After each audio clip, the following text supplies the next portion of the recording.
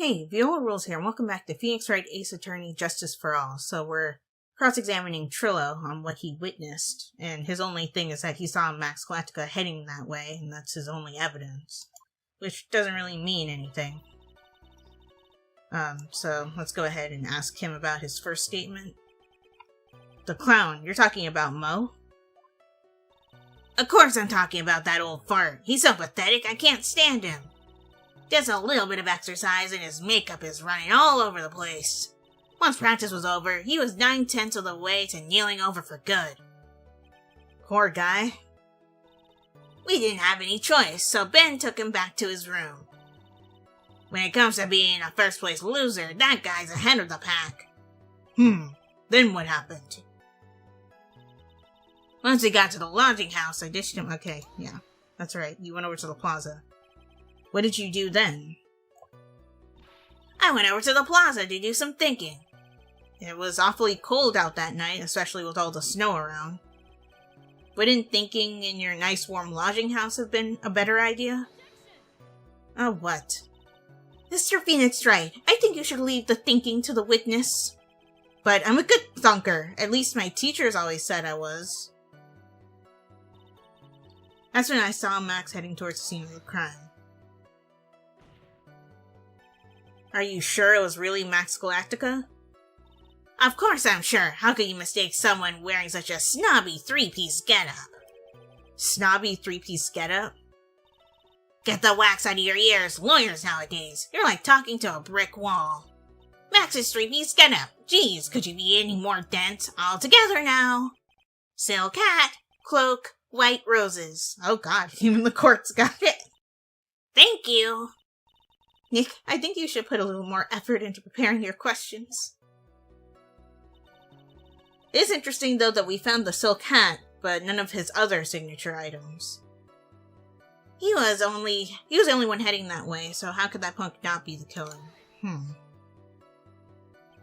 You saw Max and only Max, right, Trilo? That's right, and that makes him the killer. There was only one person headed that way that night. That makes quite a bit of sense, and makes Max one suspicious character. There's more to the story than meets the eye. Is there something amiss in this? No problems, there's no proof it was Max. Ben only saw Max? Oh, good point. He only saw Max, shouldn't he have seen the ringmaster too? I think that's what I'm supposed to prod, right? It's a bit strange, don't you think? What's strange? That you only saw Max. Doesn't it seem like you should have seen someone else as well? What? Where are you going with this, Mr. Wright? Who else do you suppose this witness could have seen? Obviously, the ringmaster. That's the victim? Correct. If Trilo was at the entrance to the plaza, he should have seen the ringmaster as well. Oh no. Don't tell me he was trying to kill Max and he accidentally killed the ringmaster instead. Obviously, the ringmaster arrived at the scene of the crime before the witness.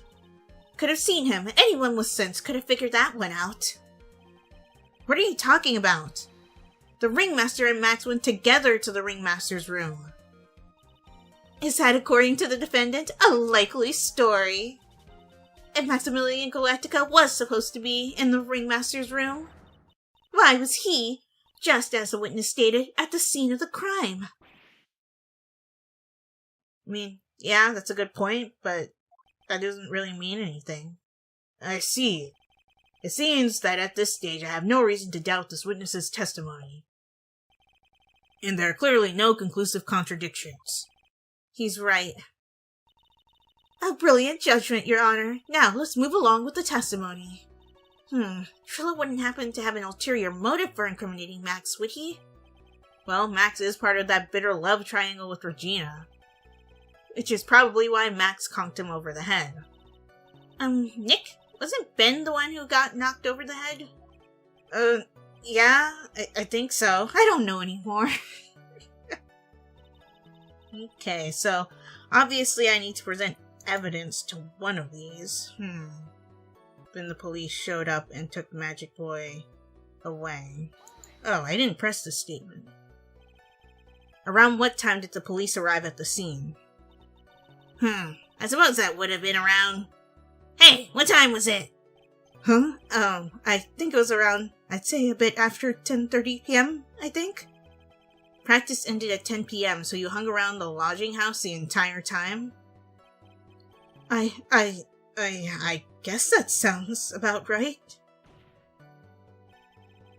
Wasn't it awfully cold? I can't believe you just stand outside in that weather. Well, the truth is... Will you shut up, you big-nosed dope? Why are you telling him anything extra? Why can't you believe that we just stand outside in that weather? Well, maybe you were waiting for someone. What? Who said we were waiting for someone?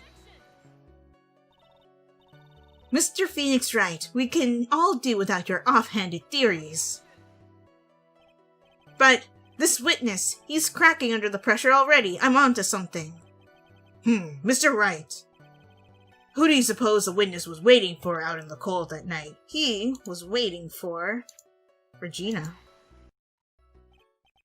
Well, if he was waiting outside in the cold, it was for one person. And one person only. He was waiting for the animal tamer Regina. I like that that's his shocked animation. You were waiting outside for Regina to come back to the lodging house. Am I mistaken? Is this true? Well, you can't really ask me that question. Who cares who I was waiting for that night? What's important is what I saw. Don't you forget it. Except you're a puppet, you can't see anything, you piece of wood. Well, the puppet may be a bit stiff, but he's right. Alright. There's obviously a reason why this witness was there that night. He spent all that time waiting for Regina to arrive. Why didn't Regina arrive? Unless... Maybe it's possible that she wore Max's attire to sneak past him because she didn't want to talk to Ben? Who knows? Moreover, even if someone else would have walked right in front of him, I doubt he would have paid them a second thought.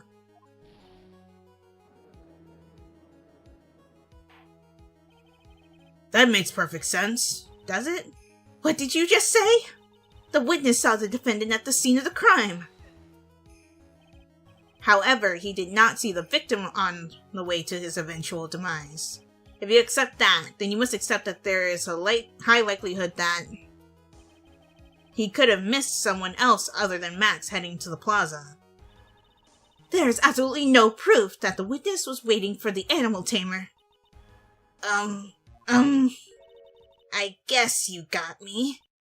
Alright. I'll spill the beans for real this time. It's true, I was waiting for Regina. I like how Ben's the one who gets whipped, because he's the only one who can feel pain out of the two of them. Don't volunteer things! Mr. Quist, tell us the truth this time, and I mean the whole truth.